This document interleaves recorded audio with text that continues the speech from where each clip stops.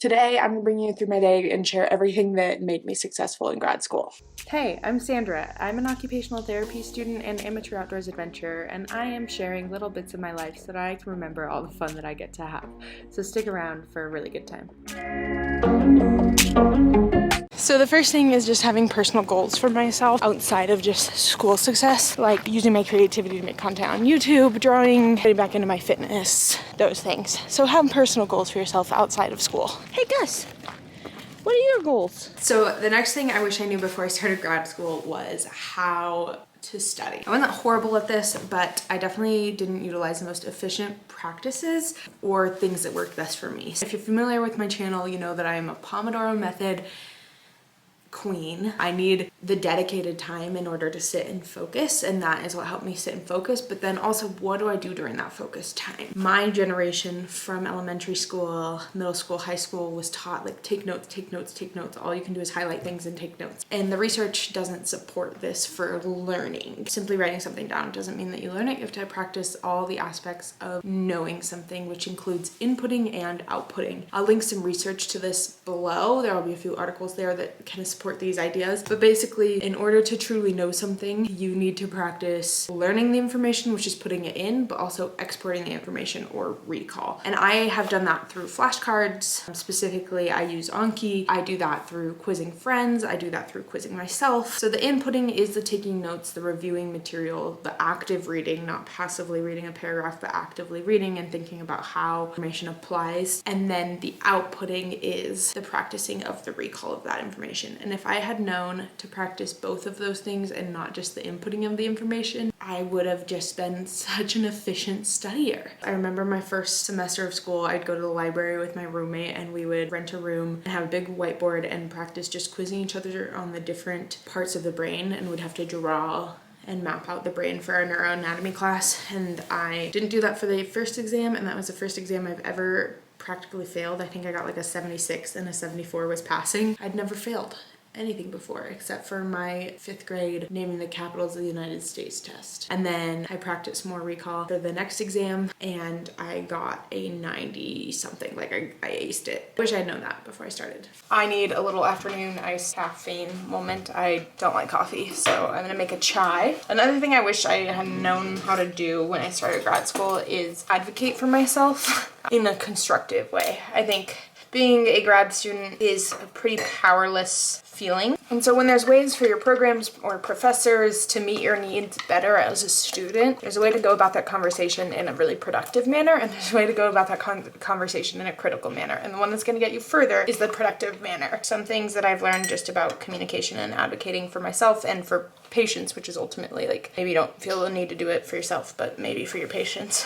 is to come forward with facts that are not tied to emotions. You're not returning grades on assignments for 6 weeks. At this point, I don't feel like I can learn and apply these things to the next assignment because I'm not getting feedback for so long. Is there a way that I can get feedback on my work sooner so that I can apply it and improve and learn from this class? Those are all better ways to advocate for yourself than just, I'm really frustrated by this thing. Yeah, that would have been really helpful, but it's a communication skill I now have. Another thing I wish I would have been more adept at is using my calendar. I was not as good at keeping a calendar as I am now. Having everything down to like 5-minute chats with friends on my calendar has proven to be the most helpful thing ever with just keeping myself on track. I'll chat a little bit more about how I use my calendar personally and academically. So my Canvas calendar no longer has any of my classes, so my assignments from Canvas aren't pulling in, but what's really nice, I exported my Canvas, my assignments and exams into my Google Calendar, and you can do it with your Outlook calendar or whatever. So let's go into a weekly view. It actually looks pretty boring without assignments.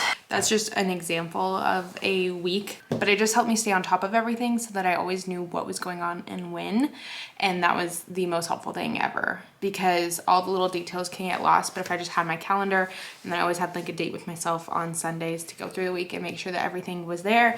If someone said, hey, do you want to do this? I would literally, my friends can vouch for this, pull out my phone and be like, I'm putting it in my calendar, even if it was tentative, just so I wouldn't double book a tentative plan. And if I did have a tentative plan on the schedule done the week before, I'd text back out and be like, hey, are we still interested in this thing? And that was amazing. And I wish I had known that when I started school, because I would have made far fewer mistakes about missing meetings or even just social things. I also wish that I had known to take better care of myself, not let the burnout get to the point that it did. And I guess I call it burnout, but just like slump, and not let myself get into the slump that I was in. Because I think I would have just been a lot more excited about learning and excited about my program and a lot more present in the moment if I had just taken better care of myself from the start. There was a period where I was working 60 hours and also in full-time school. And do I think it was worth it in order to put myself through school without having to take loans for my living expenses? For sure. But do I wish I would have set a little bit more boundaries and maybe only worked 50 hours a week and taken 10 hours a week for me? Also for sure. Hindsight's 2020. I have definitely used that and set more boundaries with what I'm willing to do. I've learned from that period of my time, but it also kind of put me behind and put me into a slump that I just wish I would have known everything I learned from it in advance. Know your bare minimums and give yourself your bare minimum. I would say that there was a good 6 months of my life where I was not giving myself the bare minimum. But financial freedom, I guess. Which I also don't have. It is 4:30, so I'm gonna fix myself a little sneaky snack. 4 minutes and 30 seconds. Start. Now the mission is figuring out where they keep salt. I mean, like, no household doesn't have salt. It's the world's #1 commodity. We went to war for it. Okay, help me out here. I do not see salt. What the heck? I found the bulk.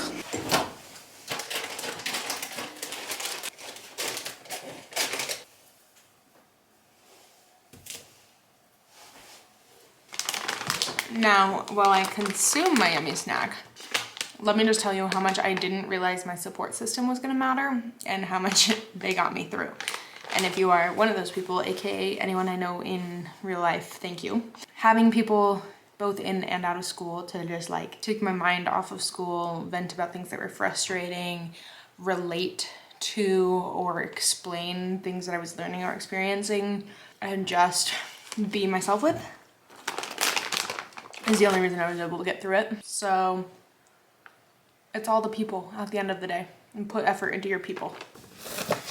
It is now time for me to prep dinner, which is gonna be leftover Stover's lasagna. Kind of on the note of your support system, not everyone in your program is gonna be your best friend. And that is okay. You all have one thing in common. That doesn't mean you're gonna have more things in common. But just like the real world, not everyone is meant to be your best buddy, and that's great. And yes, Mom, I will be eating a vegetable with today's dinner, so you don't need to worry about my health. Maybe that's a bonus tip. Always have one vegetable with dinner, even if it's freaking snack-sized peps.